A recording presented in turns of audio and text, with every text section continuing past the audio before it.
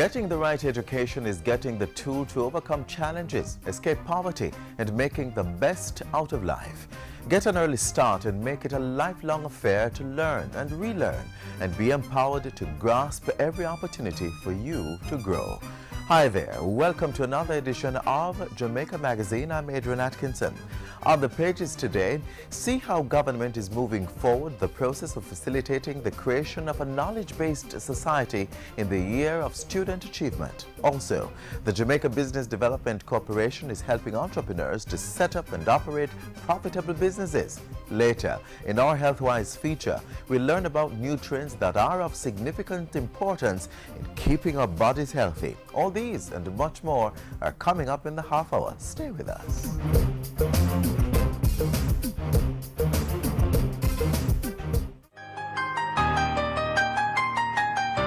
Important precautionary measures to prevent the introduction of Ebola to Jamaica. A travel ban is now in effect against persons entering the island directly or indirectly from 3 West African countries struggling with the Ebola outbreak: Guinea, Liberia, and Sierra Leone. The Ebola incubation period is up to 21 days, 3 weeks. You could essentially have left anywhere, entered the country, and be well for a week or so before you become ill. Stay alert, stay safe, avoid travel to Ebola-affected countries. Persons must honestly disclose their travel history at all ports of entry. While traveling, report to authorities if you or any traveler have Ebola symptoms or is believed to have been exposed to infected items or persons. Also, do not touch dead bodies and make intimate contact with persons who may be infected or who could have been in contact with an infected person. For more information, contact the Ministry of Health's Emergency Operations Center at 1-888-1-LOVE. That's 1-888-663-5683. A message from the Ministry of Health.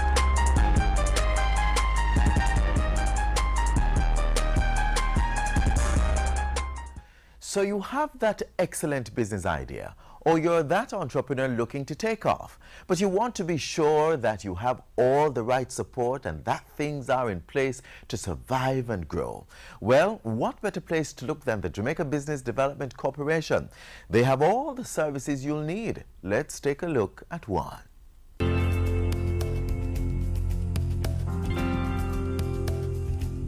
This government is determined to create the environment that will yield decent paying jobs for our workers in the logistics-centered economy.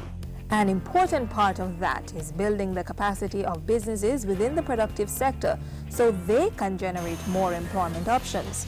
The Jamaica Business Development Corporation, the JBDC, is leading government's intervention in this area.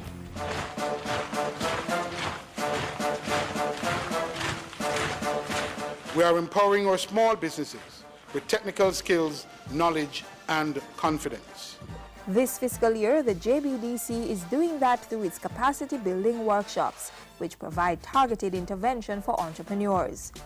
The objectives of the workshop is really to get entrepreneurs up to speed with the relevant specificities of the particular industry, and certainly training them how to be entrepreneurs as well and take advantage of these particular opportunities. The initiative is not new but has been revamped to ensure that entrepreneurs are keeping up with current global workforce trends.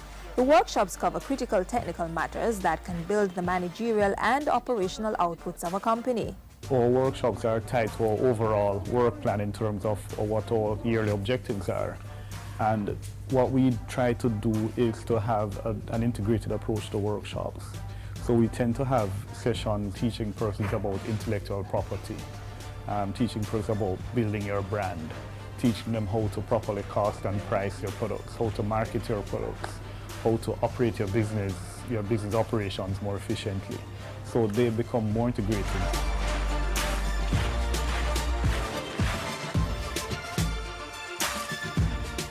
This year's workshops are introducing some unique elements that reflect emerging global trends, like programs in paper floral creation, sand beading, jewelry making, and lavishly leather sandals making. We have also coming up a series of baking workshops and baked product workshops, cake decorating workshops. Normally towards the end of the year we have a food workshop which is about doing all the wonderful cakes and stuff for Christmas and so on. So we have quite a wide range of workshops. These capacity building workshops are responding to the government's strategic focus on job creation and economic growth. A person would have come here probably doing something as a hobby or just as an interest to hear about a workshop when they come here, and they would now transition into being their own business owner. We have also seen where we have in other workshops where we have taught people skills. For example, we've had leather craft workshops and sandal making workshops in the past where participants from those workshops have become employees of established shoemaking and sandal making entities. So we see it as a direct contributor of employment creation where persons can now use their skills to either seek employment with a local company or to use those skills to expand their own employment.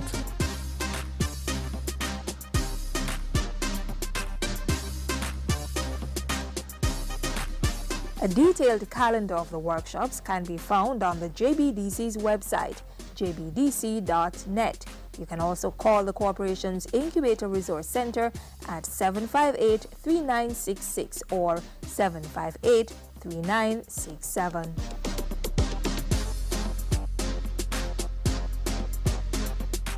No, son. A verb is an action word. Parents need to become more involved in their children's education. Parents are the first and in many cases the most important teachers. Read with your children. Review their schoolwork. Visit their school. Tapping and rapping and slapping, I said. Nice! High five! Woo! A good education will never decay. Part of government's long-term vision for development is that all Jamaicans will be empowered to achieve their fullest potential and can participate in the development of the country. The Ministry of Education is this year continuing to play a lead role in achieving that. Here's more. The future of this country rests on effective education, we say again, and by that we mean passing subjects, acquiring skills, listen, and developing character. Not one, not two, but always all three.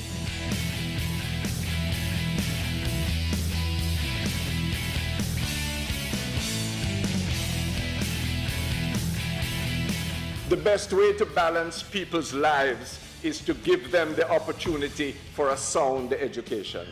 Creating this holistic change starts with the little ones. And that's why the 2014 to 2015 fiscal period has been dubbed the Year of Student Achievement. The decision to spend every dollar this year will be made on the basis of how much value it adds and how much it promotes student achievement. In the most difficult of times, almost $80 billion has been devoted to education this year.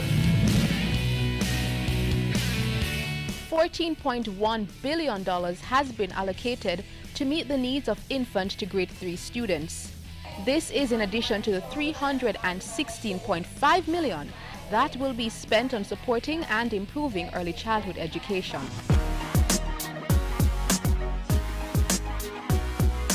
Come 2017, there will be a new national primary curriculum which will see, among other things, the removal of GSAT as the exit exam for primary school students. The new curriculum is well underway, Mr. Speaker. And what we want to do is to ensure that we don't pile on so much content that people don't understand the meaning of what they learn. New curriculum must set a premium on higher order skills such as reasoning, analysis, and mastery of a range of literacies. Good news!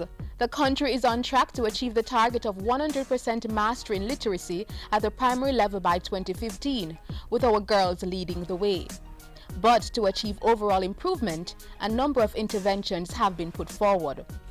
The National Literacy Team, with assistance from the United States Agency for International Development, to whom we are indebted, is providing direct support to 450 primary schools across the island through the deployment of 90 reading coaches at grades 1 to 3.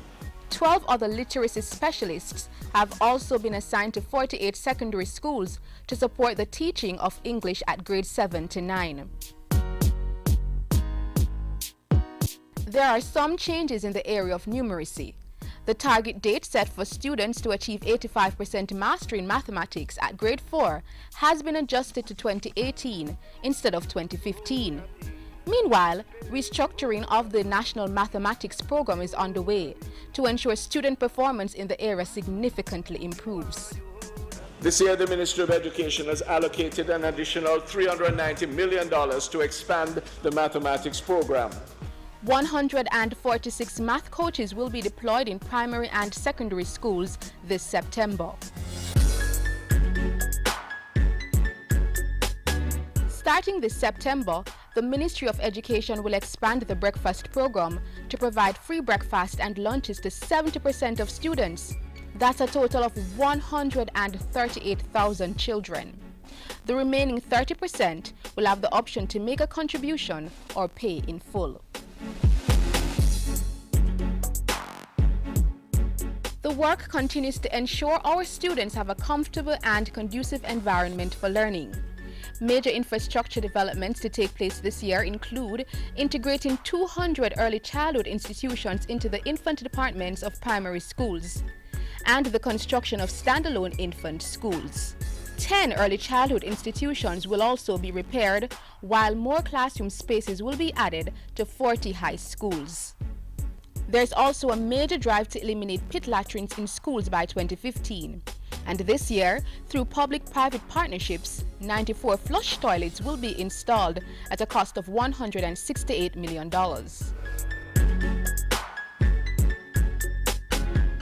We'll be engaging the services of 200 trained teachers through JEEP, as well as 40 others who will provide coaching and teaching support to 480 of the early childhood institutions. Subsidy support to early childhood practitioners, most of whom are privately employed, will increase by 15% this year. And the Ministry of Finance has committed to pay all verified arrears owed to the educators by the end of August, as agreed with the Jamaica Teachers Association. For the first time, all book lists that schools issue to parents will be approved by the Ministry of Education. We're giving some guidelines. Parents should not be spending more than an average of $5,000 on supplementary texts at the primary level, and about $12,000 at the grades 7 to 9 levels at the secondary schools. And over $900 million has been allocated to the textbook program, but the textbook loan cycle has been adjusted from 3 to 5 years for some and from 5 to 7 years for other texts, saving the administration over $88 million. Other new commitments this fiscal year include the provision of an additional $2,000 towards the auxiliary fees of PATH beneficiaries, the creation of 20 pull-out classrooms designed for children with special education needs, the development of a teacher's job match web portal linking teachers seeking jobs with potential employers locally and overseas, the provision of community skills training at a cost of $317 million, and educational broadcasting on several cable TV providers to supplement classroom instruction. The Ministry of Education, on a mission to create high achievement among all students in 2014 and beyond. This is a good time for education in Jamaica. Look what we have going for us. The nation realizes as never before that there will be no personal satisfaction nor any growth agenda unless we become a knowledge-based society undergirded by sound education. We are trying to do more with what we have to advance student achievement.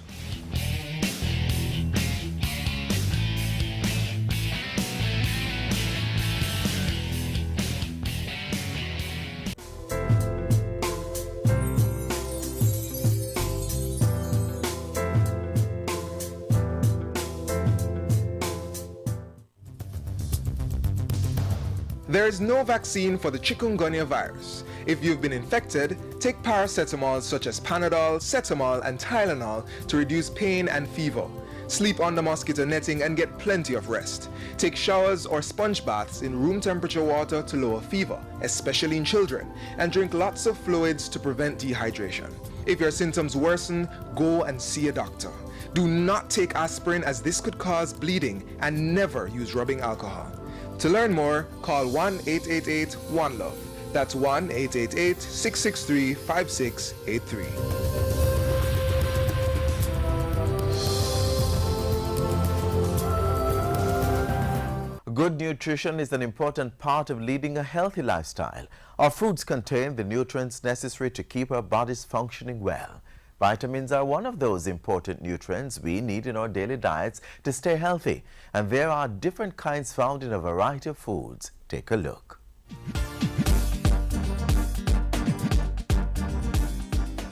Vitamins are substances that are found in foods we eat. Our body needs them to work properly. Each vitamin has a special role to play. For example, vitamin D in milk helps us develop strong bones and teeth. Vitamin A in carrots helps us to see at night. Vitamin C in oranges helps our bodies to heal from a cut. And B vitamins in leafy green vegetables help our bodies make protein and energy. There are two categories of vitamins, fat-soluble and water-soluble. Fat-soluble vitamins are the ones called A, D, E, and K. When we eat foods that contain fat-soluble vitamins, the essential nutrients are stored in the fatty tissues of our bodies and our livers until our bodies need them. The water-soluble vitamins are C and B complex. These cannot be stored in our bodies and will dissolve in water before our bodies can absorb them. Any vitamin C or B that our bodies do not use pass through our systems, mostly when we urinate. So they need to be replaced regularly to ensure a fresh supply every day. But let's break it down and take a look at one of these vitamins, C. Vitamin C is often referred to as the cold-fighting vitamin. It is also known as a wonder worker because it plays an important role in building and maintaining our tissues. Doctors say it can enhance the function of the immune system and plays a role in the formation of important enzymes in the body. Vitamin C is important because it protects the body from skin diseases, respiratory infections, and cardiovascular problems. According to nutritionists, human beings cannot produce their own supply of vitamin C, so we have to obtain it through our diet.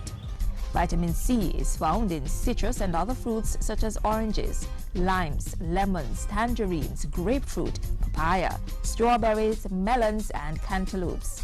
It can also be found in vegetables like tomatoes, broccoli, green and red bell peppers, potatoes, peas, raw lettuce, and cabbage. Vitamin C can be lost easily during cooking, particularly frying, so it's recommended that people steam their vegetables to minimize loss. Vitamin C is also good for preserving the body from aches, pains, and heart disease. If we do not have enough vitamin C in our systems, it could lead to health complications. Diseases or ailments may include gum bleeding, skin discoloration, lack of energy, tooth decay, poor wound healing, easy bruising, loss of appetite, and pain in the joints. According to medical experts, there are certain groups of persons who can easily use up ascorbic acid, that is vitamin C found in citrus and green vegetables, more rapidly than others. These are alcohol consumers, smokers, diabetics, individuals under stressful conditions or fever, and the elderly. It is important to remember that vitamin C is also a highly effective antioxidant. For additional information on vitamin C, consult your doctor or nutritionist. You can also get valuable tips from any government health institution close to you. So be health-wise.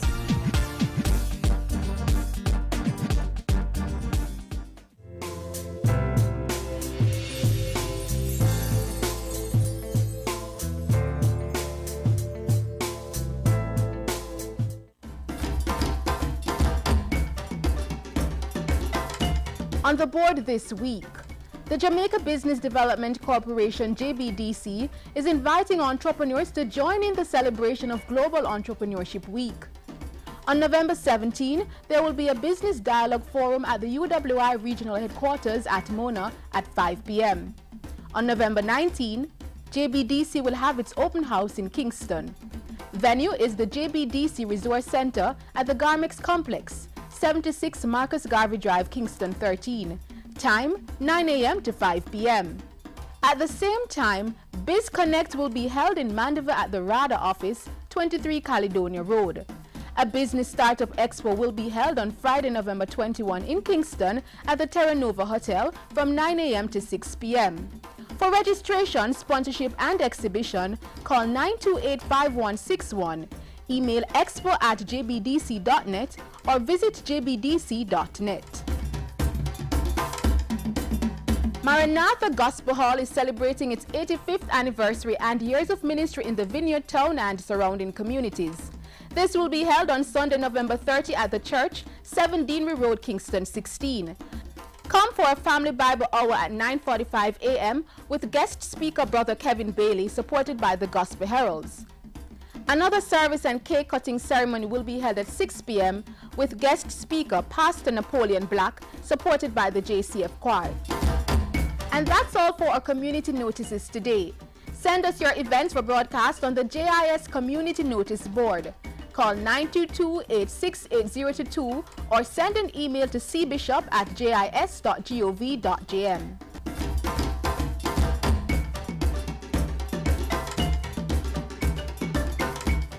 A recap of the major news stories of the week next.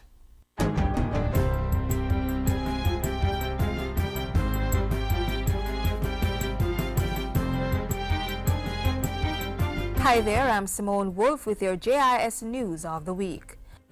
On Friday, an IMF mission to Jamaica confirmed that the country had passed its 6th review under the Extended Fund Facility. The IMF mission assessed the performance for the quarter ending September 2014 and indicated that the country met all qualitative and quantitative targets for the period. Policy implementation has remained strong.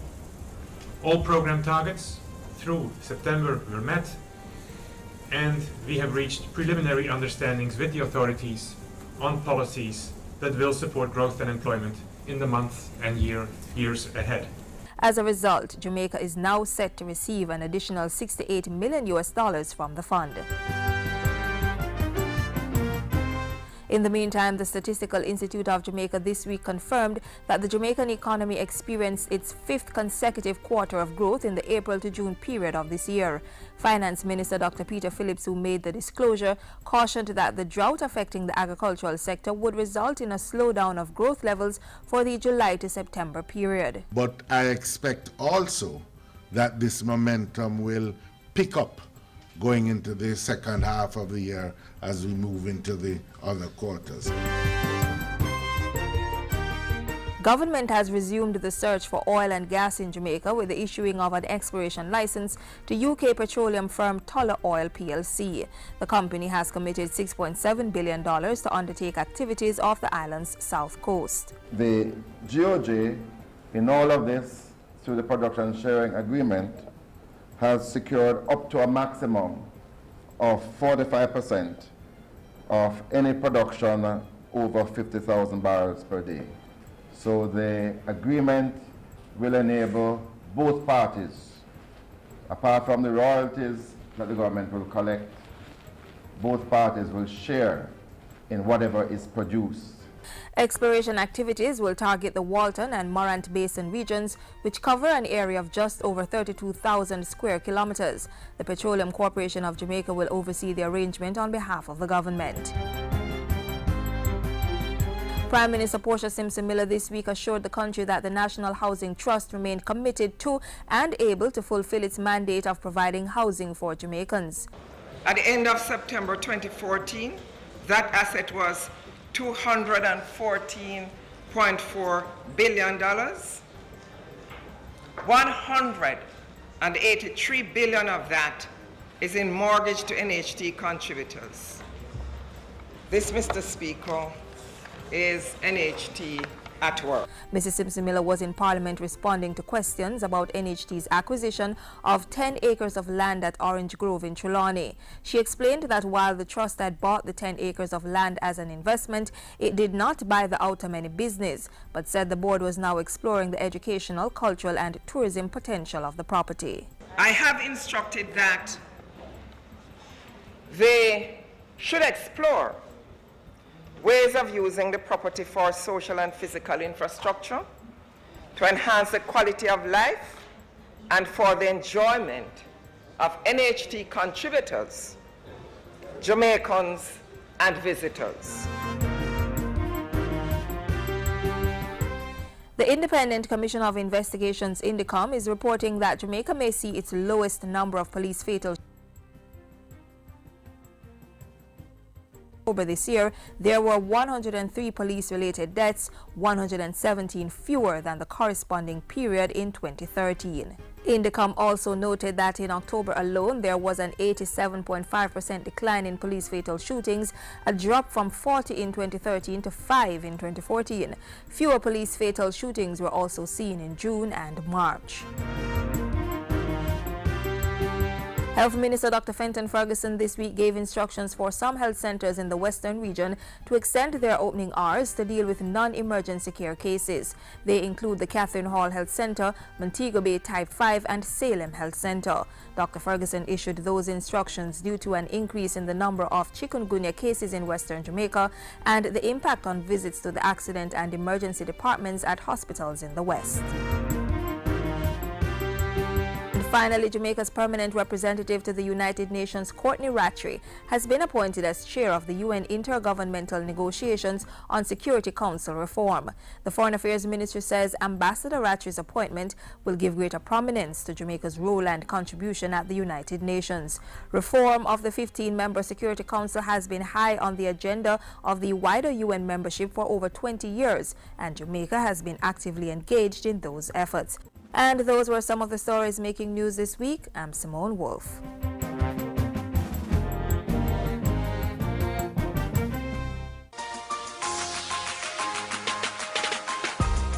The Passport, Immigration and Citizenship Agency, PICA, wishes to advise the public that renunciation of Jamaican citizenship can only be done by submitting an application to this agency. Under the Jamaican Nationality Act, only the minister under whose portfolio the agency falls has the authority to approve a renunciation. Jamaican citizenship cannot be renunciated by merely submitting a letter certified by a Justice of the Peace, Notary Public, or other public official. Individuals seeking to give up their citizenship must submit written proof of their assumed nationality in the form of a citizenship certificate, passport, or an official letter of assurance or promise of nationality by a foreign state to PICA. Application forms and further information on citizenship renunciation may be accessed on the agency's website at www.pica.gov.jm.